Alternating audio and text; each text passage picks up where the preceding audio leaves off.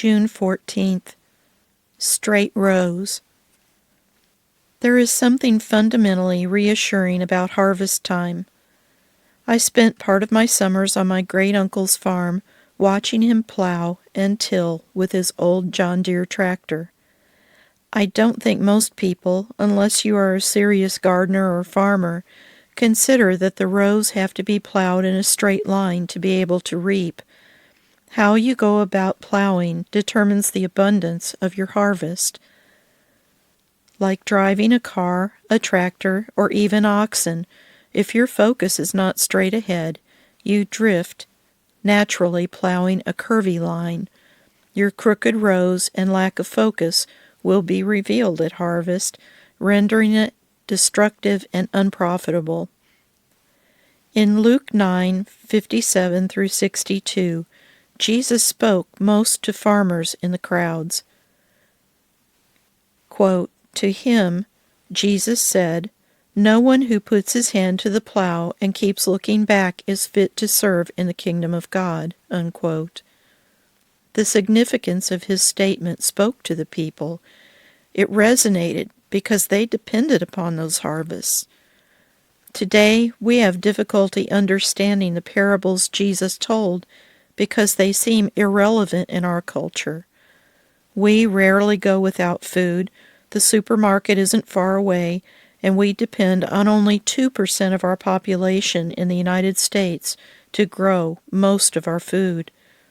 But as Jesus walked outside the city gates and spoke to people in the countryside, the parables were impactful. It was their lives and those of their families on the line. If fortunate enough to own them, they relied on the power and strength of oxen to plow those lines straight. An older, mature, trained ox would be yoked together with a younger ox, essentially training it to move with the older ox instead of pulling against it. Training a young ox required patience and kindness, or they became afraid and unruly. But well-trained oxen were a very valuable asset in an agrarian culture. And young oxen, refusing to bend to the yoke of their masters, were useful only for food. Jesus, knowing so well our weaknesses and immaturity, invites us to walk humbly next to him. Matthew 11:29 says it so well, quote, "Take my yoke upon you and learn from me, for I am gentle and humble in heart, and you will find rest for your souls.